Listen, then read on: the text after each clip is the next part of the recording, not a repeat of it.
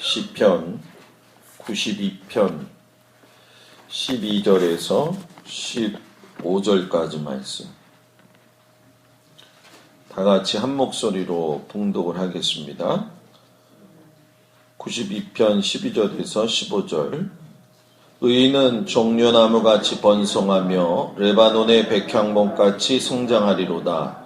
이는 여호와의 집에 심겼으며 우리의 하나님의 뜰 안에서 번성하리로다.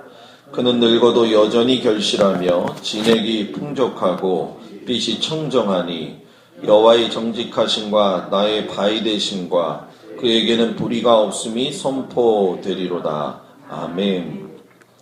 쉬운 성경에 있는 말씀을 그대로 읽어드리겠습니다. 의로운 자들은 종려나무처럼 무성하며 레바논의 백향목처럼 울창할 것입니다. 그들은 마치 여호와의 성전 뜰에 심기운 나무처럼 우리 하나님의 정원에서 우거지게 될 것입니다. 그들은 늙어서도 열매를 맺으며 항상 싱싱하고 푸를 것입니다. 그들은 여호와는 올바르시다. 주는 나의 바위이시며 그분께는 구분대가 없다라고 말할 것입니다. 아멘. 이 고백이 여러분들의 인생의 노년의 삶 가운데 이르렀을 적에 고백이 되기를 주의 이름으로 축복합니다. 오늘은 나이가 들면서 본받아야 될 시므온과 안나에 대한 이야기를 하도록 하겠습니다. 예수 믿는 사람도 마찬가지겠지만 믿지 않는 사람들도 나이가 들면서 우리가 세상에서 이야기할 적에 나이값 해야 된다 이런 얘기 많이 하죠. 여러분들도 그거에 동의하십니까? 예, 나이값 하면서 사는 게 인생을 잘 사는 거죠. 근데 우리는 나이값대로 살지 못하는 세상 사람들을 참 많이 봅니다. 그러면 성경에서 나이가 들었는데도 나이값을 잘하고 소망 가운데 살았던 사람 시므온과 안나를 소개하려고 하는데 여러분들의 마지막에 신앙적 모습이 이러한 모습의 삶의 결과를 살다가 가기를 주의 이름으로 축복합니다. 제가 샤가랴, 헤롯 그리고 마리아까지 해서 신약시대에 들어와서 벌써 3명에 대한 이야기를 했죠. 신약의 초반에 등장하는 사람들이 다 비중이 있는 사람들인데 오늘은 제일 연약하고 나이 많은 자인 시므온과 안나를 이야기하게 됩니다. 자, 그런데 오늘 우리가 시편의 말씀을 읽으면서 나이 들었을 때 인생이 어떤 값진 열매를 맺고 살 것인가 이런 관점에서 이제 시므온과 안나를 보지만 성경에서 시므온과 안나의 이야기는 누가복음에만 기록되어져 있습니다. 자, 여러분들은 이 말의 의미를 잘 알아야 됩니다. 누가복음에만 시므온과 이 안나의 이야기가 있었다라고 하는 것은 매우 특징적인 겁니다. 왜냐하면 누가복음은 의사 누가가 지은 거죠. 그래서 이방인이었음에도 불구하고 아주 전형적인 유대인, 성전을 사모하고 성전에 있었던 시므온과 안나를 이야기했다는 것은 누가의 기억 속에 기억되어지는 시므온과 안나는 정말로 하나님을 사랑하고 하나님이 주신 소명 가운데에서 소망을 가지고 산 사람들이라고 하는 분명한 뭐가 있어요? 인식이 있었다는 거예요. 그렇기 때문에 누가가 말하고자 하는 건 뭐냐면 내가 이방인이면서 예수님을 만난 것도 우연이 아닌 것처럼 시므온과 안나와 예수님의 만남도 우연이 아니라 하나님이 예언하셨던 그 말씀이 실현된 것으로 이야기를 하고 있다는 거죠. 근데 사가랴와 엘리사벳도 여러분들 잘 알다시피 세례 요한의 아들 탄생을 예고받고 주님이 오시는 그날의 귀한 통로가 되었어요. 마리아하고 요셉도 바랄 수 없는 중에 하나님께서 축복을 하셔서 그 말씀에 순종을 하고 그래서 그들의 삶을 하나님이 직접 인도해 가셨어요. 예수가 마리아하고 요셉에게 낳기 때문에 그런 것이 아니라 예수가 마리아와 요셉의 삶에서 중요한 부분을 맡고 있기 때문에 하나님께서는 그들의 삶까지도 뭐예요? 인도하시고 책임지셨다는 거죠. 그래서 베들레헴에서 피신할 때도 마찬가지였고 애굽에서 나사렛으로 이동할 때도 하나님의 계속적인 인도함이 있었다는 거예요.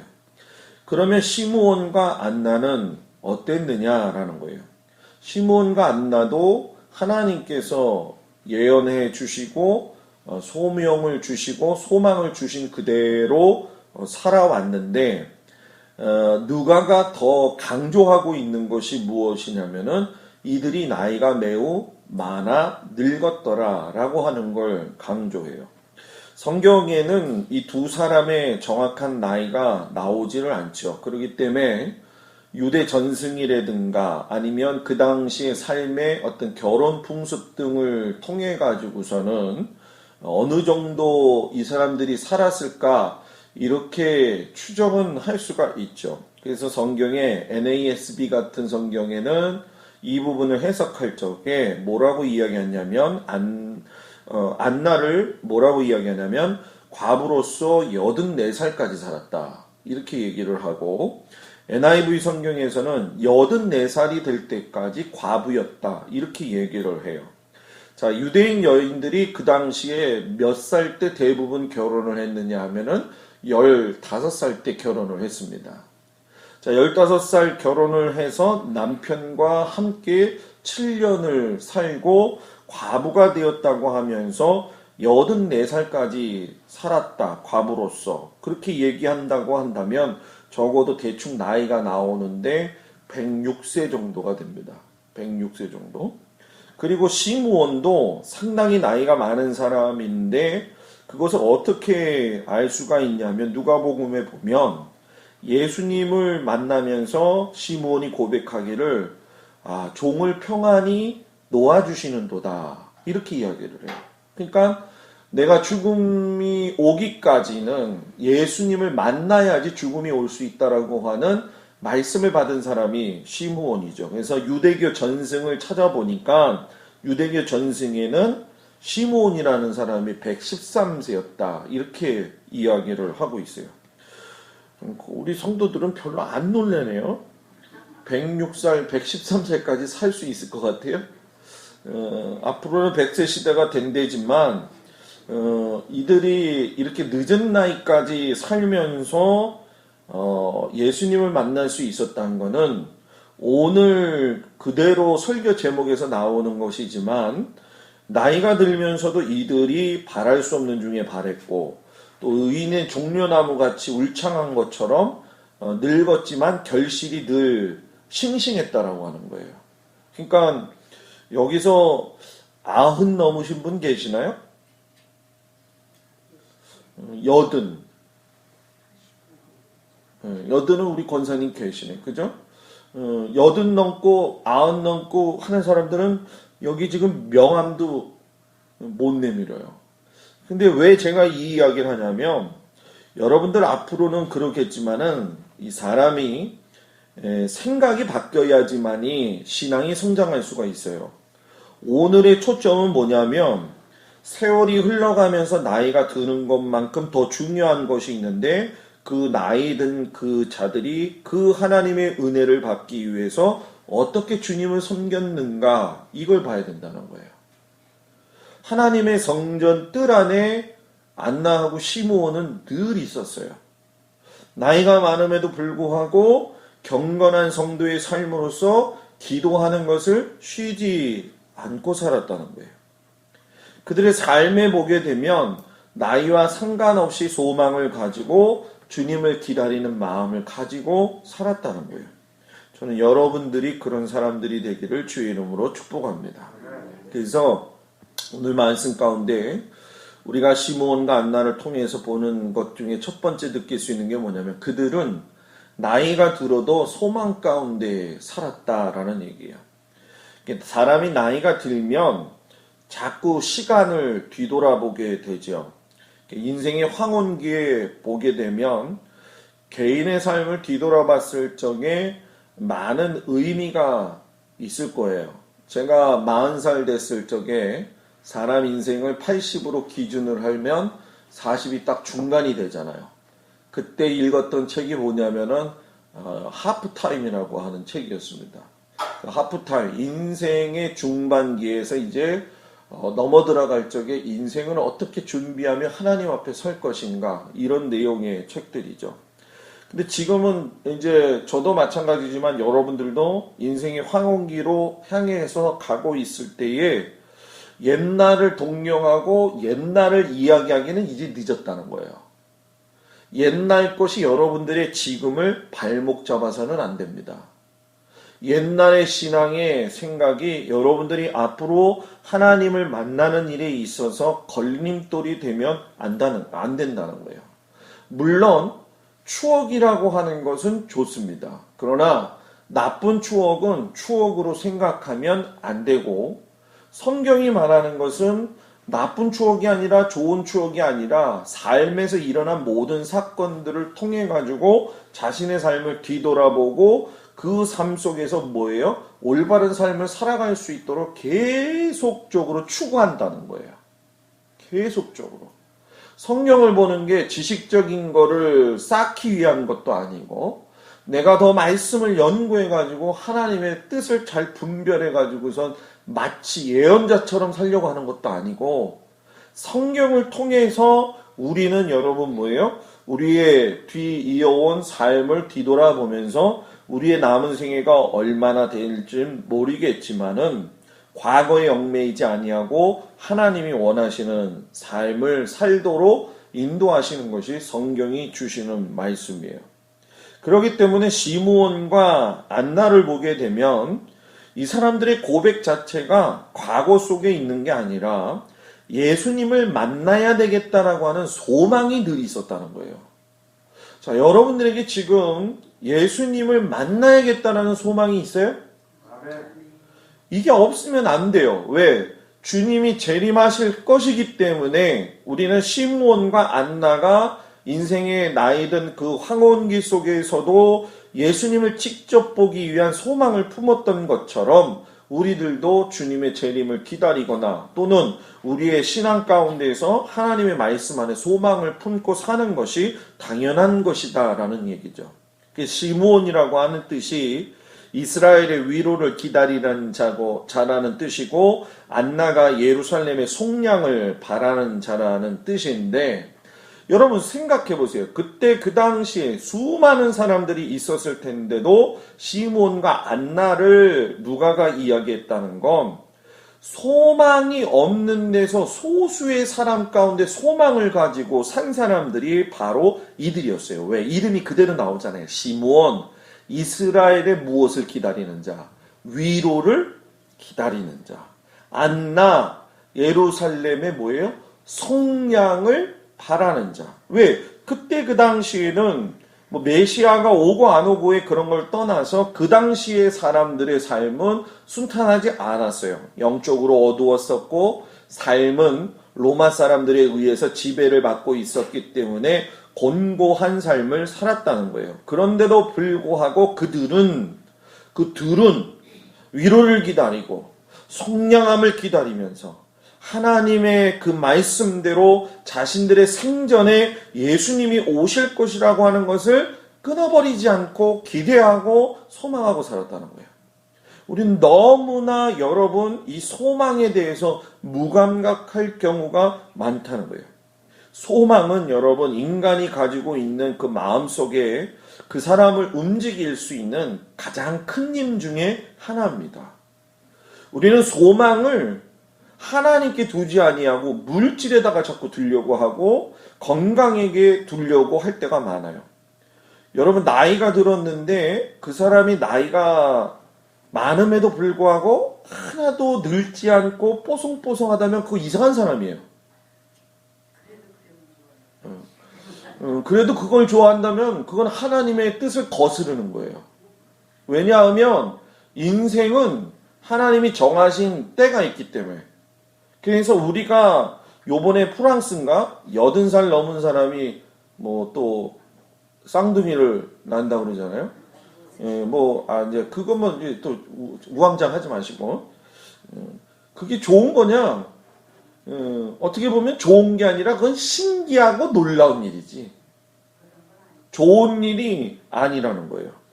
소망이 있다라고 하는 건 우리가 육체적으로만 바라는 것이나 또는 물질적으로만 바라보는 것이 아니라 이 삶에서 우리가 하나님 때문에 기댈 수 있고 하나님 때문에 위로받을 수 있다는 거. 지금 내 삶이 너무 어려운데도 이것 때문에 주님께 기댈 만한 근거가 있다는 것이 소망이라는 거예요. 그러니까 시몬하고 안나는 나이가 그렇게 늙어서 103세가 넘고 106세가 넘고 110세가 되었는데도 불구하고 난 주님을 보지 않으면 안 죽을 거야 라고 하는 그 믿음, 그 소망, 그 소망을 가지고 앞을 보면서 살았다는 거예요. 그럼 우리들은 소망이 있어야 되잖아요.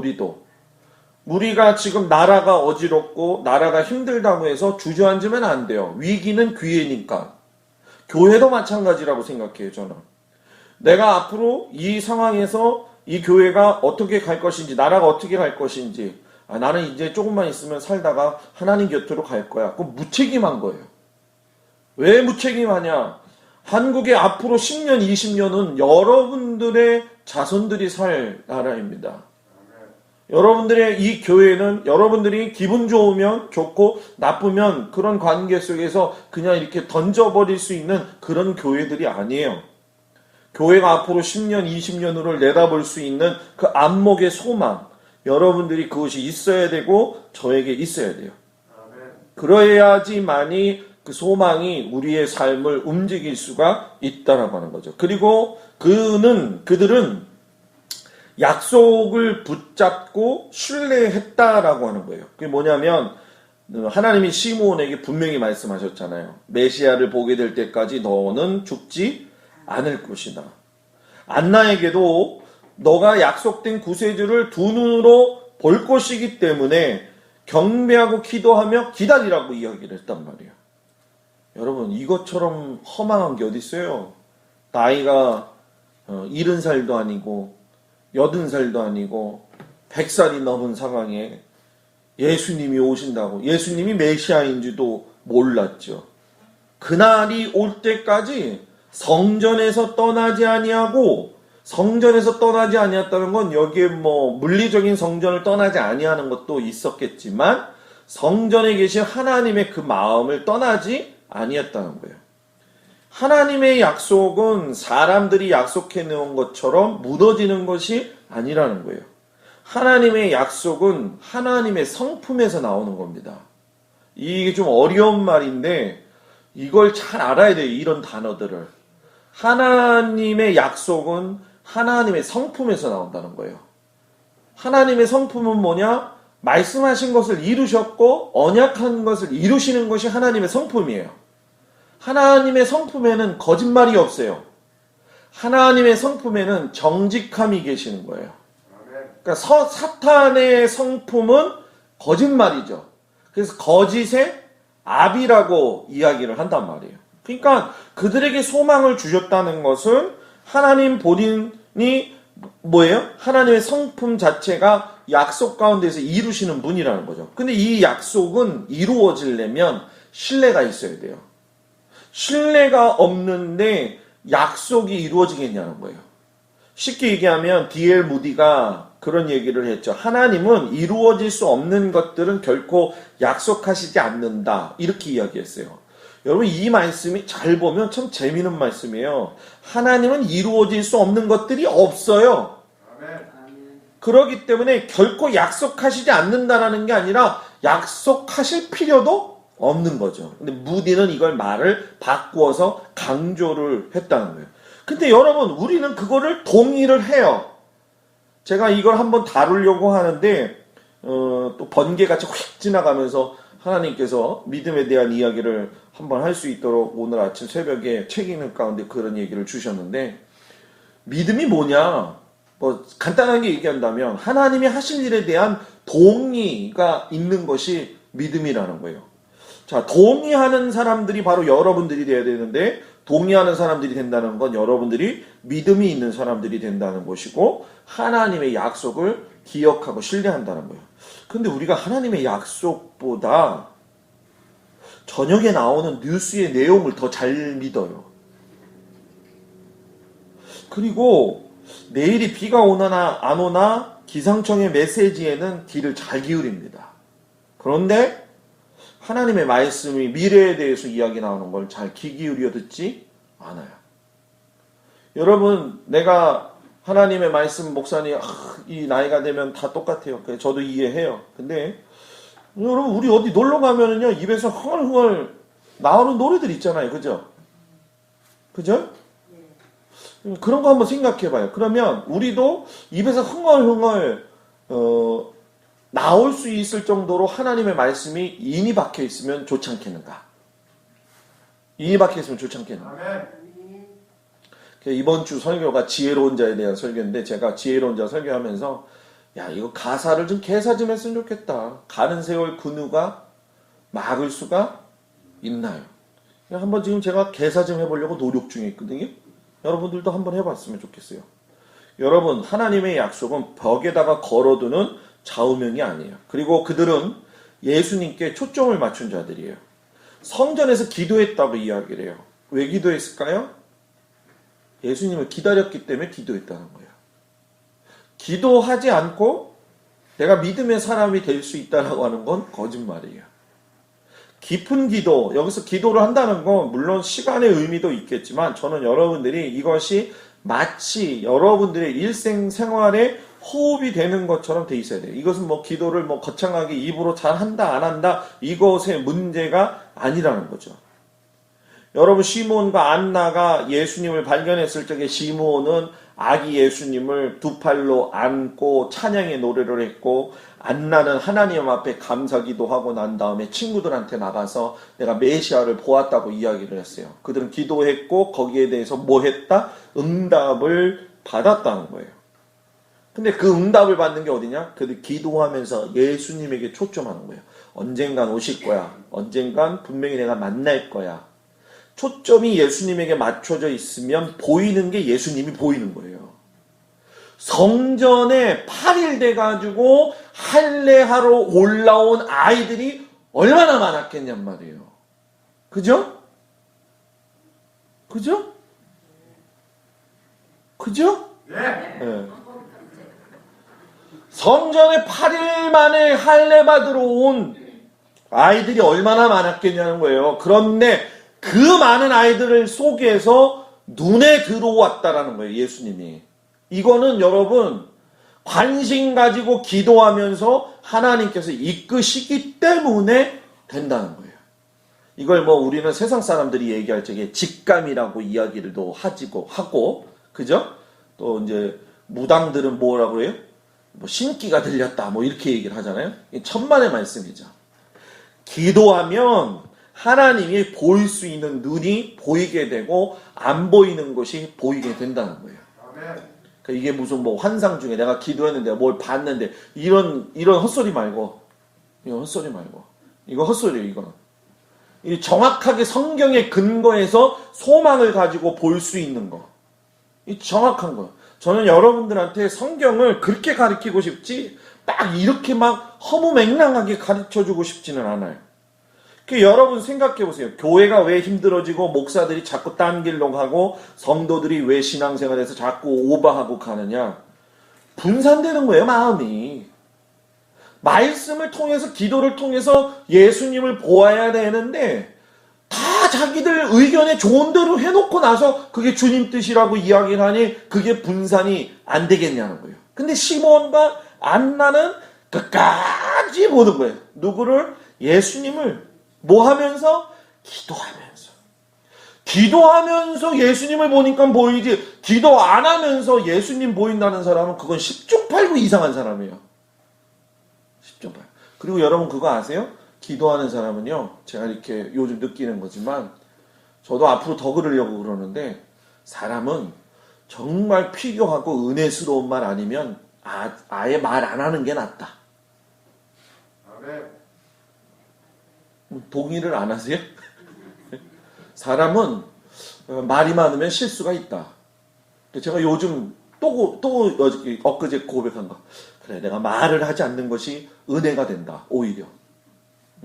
그냥 기도하자. 그러면서 히브리서 12장 2절 믿음의 주여 온전케 하시는 예수를 바라보자. 우리가 바라볼 대상은 누구? 예수 한 분이라는 거예요. 그러니까 예수님 한 분만으로 만족할 수 있어야 돼요.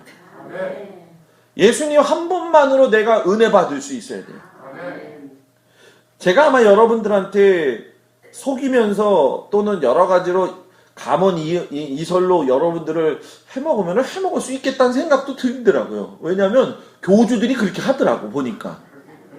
그죠? 근데 애당초 저는 그런 생각을 갖고 싶은 생각이 없기 때문에 여러분들한테 그런 이야기들을 하고 있지만 여러분들이 목사를 위해서 그냥 열심히 기도만 하세요. 그러면 이끌고 가시는 건 하나님이 이끌고 가십니다. 그죠? 예수님하고 초점 맞추세요.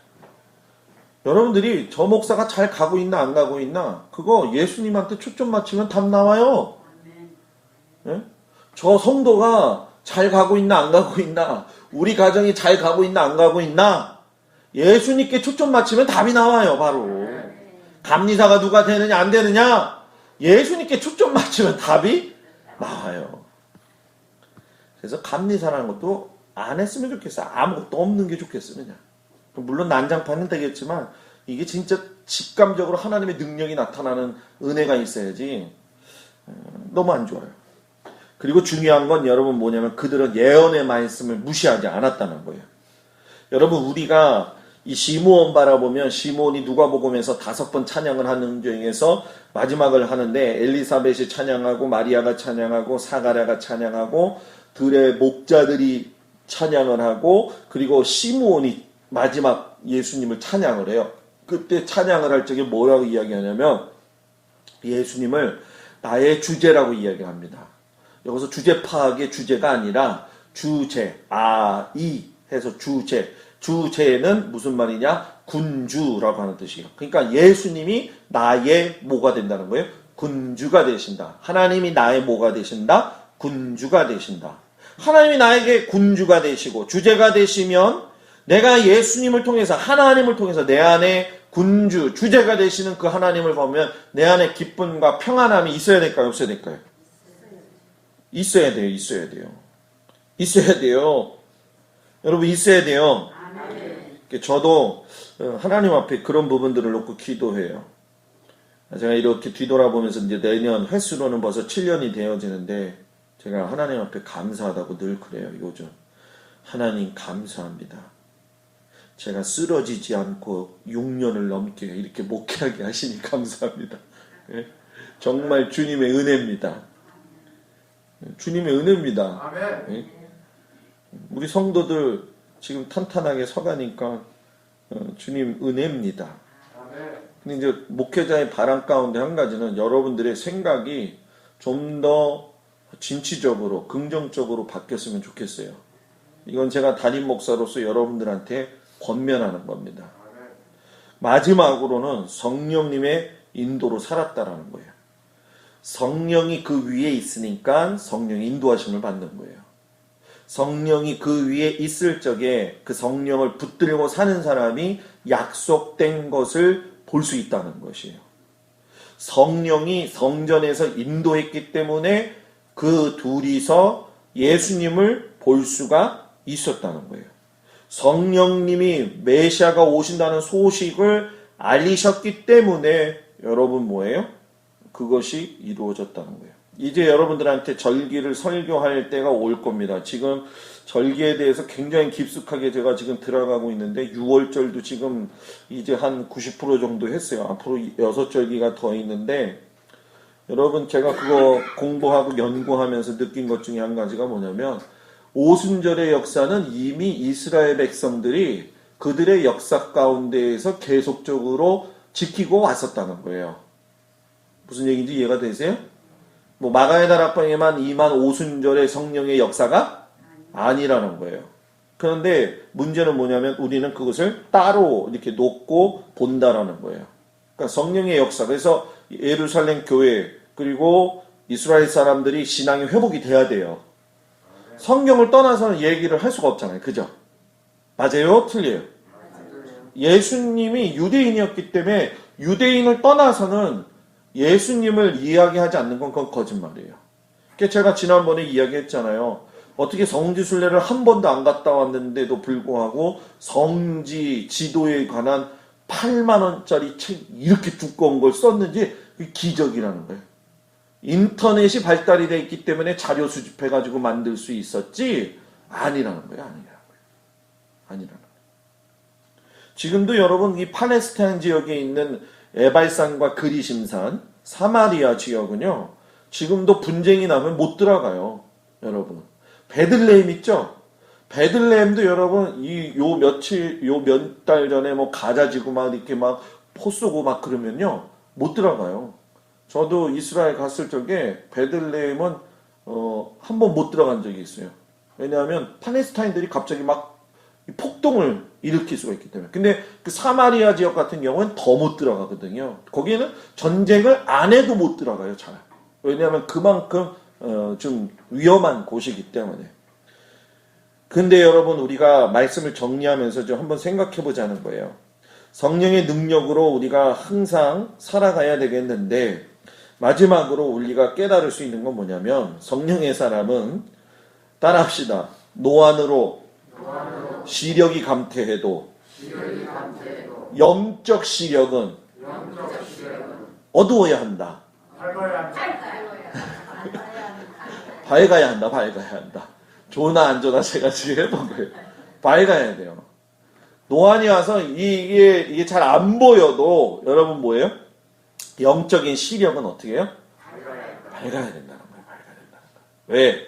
그 밝음으로 인해서 결국 늙어도 여전히 결실을 맺을 수가 있기 때문에. 아멘? 저는 우리 교회 성도님들이 나이 불문하고 열매들이 많은 사람이 됐으면 좋겠어요. 좋은 열매들. 그냥 어떻게 보면 말도 하면 그냥 옥구슬의 쟁반 위에 옥구슬 사과같이 그냥 막 굴러가는 말 있잖아요. 그 남을 아주 즐겁게 해주는 그런 말. 그죠? 네, 알았어요. 응잼반의 옥구슬이에요. 우리가 생각해봐요. 그런 것들. 상황 속에서 어떤 말을 하든지 남에게 조금 더 은혜를 줄 수 있는 말들. 주일날 여러분들한테 광고를 좀 하겠지만 본인이 안 계시니까 김은정 권사님 따님이 이제 다다음 주죠.